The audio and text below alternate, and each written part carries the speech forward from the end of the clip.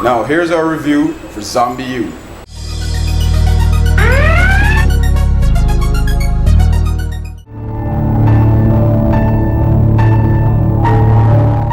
Now when you talk about something new and different, this game has to top the list. I agree, at first it might look like just another first-person shooter, but trust me, Zombi U is a whole new experience. The story here, if you're accustomed to the whole zombie apocalypse thing, is the usual. The alchemy of wealth from air will bring a second blight upon mankind. There has been an outbreak, and now the infected are roaming the earth, infecting others by biting them, so on and so on. Like I said, if you're into the whole 28 days later Dawn of the Dead thing, then you know what I'm talking about. Thus will the end come. So what I'm saying is, the story isn't anything new or great, and quite frankly I have to say it was played out in Zombi U in a very vague kind of way. You start off as a lone survivor who hears this voice that leads you to a subway station, which you soon learn is a safe house monitored by this doomsday preacher, the Prepper. As the game progresses, you take instructions from him while meeting a few other people who present you with other options, so to speak. Like I said, vague, but in my opinion realistic, as I would expect no different under these circumstances.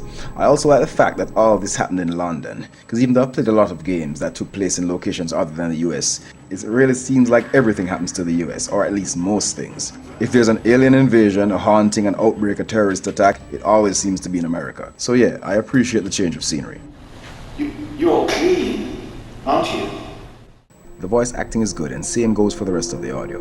I love the creepy scores, particularly the ones you hear at the loading screens as you shortcut through the sewers.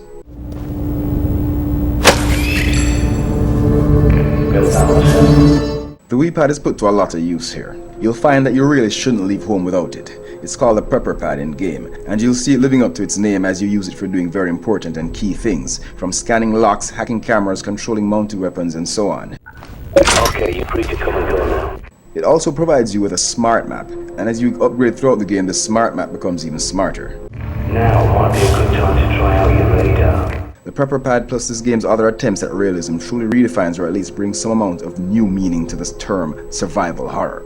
Zombi U brings us back to the days of games like the original Resident Evil and Silent Hill, where conservation and proper strategy is key and determines the difference between success and failure. But Zombi U takes it even a step further with the introduction of permadeath.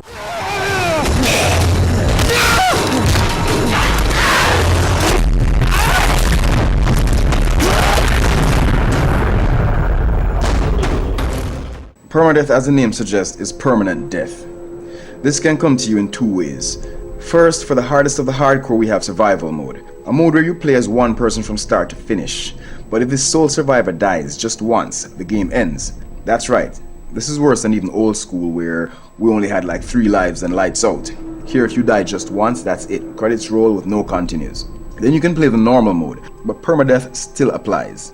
Each time you die, you wake up back at the safe house and have to go looking for the person who you were playing with before to retrieve your backpack with all the good stuff you collected. This really ramps up the difficulty level and will turn off many from Zombi U. But for those of you interested in a challenge and a new experience, I advise you to give it a shot. As the game progresses though, you will find upgrades for not just your Prepper pad, which you're able to craft better guns and a few other things that help balance the difficulty.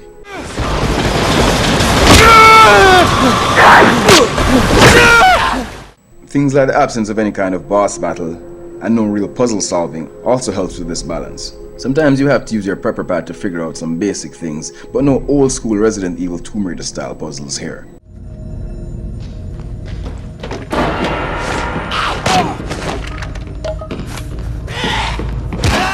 I also like the overall duration of the game, not too long, not too short, so you never get bored or feel shortchanged.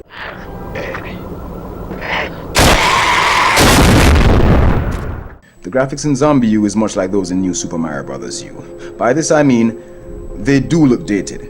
So far, no Wii U game has blown me away in this department, and I don't expect that to happen anytime soon, since Nintendo is always a generation behind anyway. Well, since the Wii at least.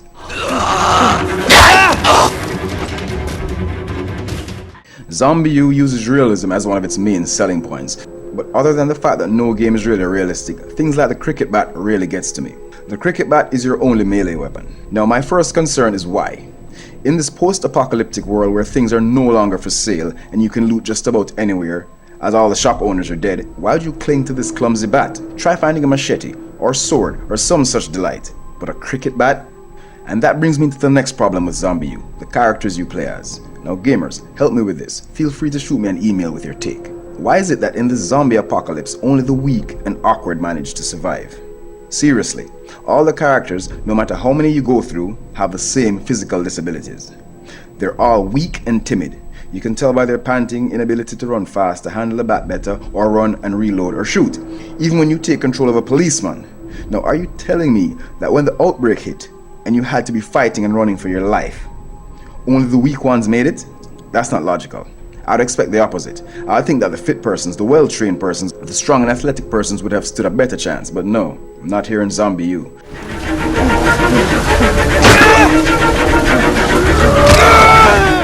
As you progress through the streets and tunnels and buildings of zombie-ravaged London, you'll also notice player messages. People who have been through the game can use a can of spray paint and tag messages for you.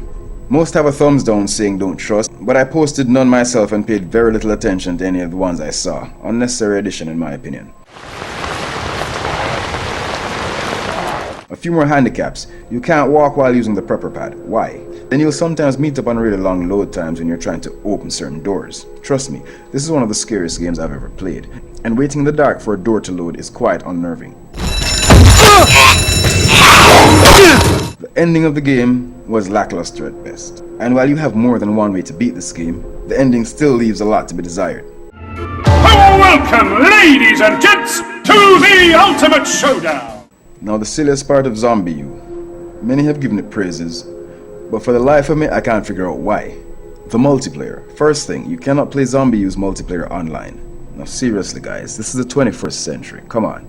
Now how many people have a group of Zombi U loyalists that will come over to play with them?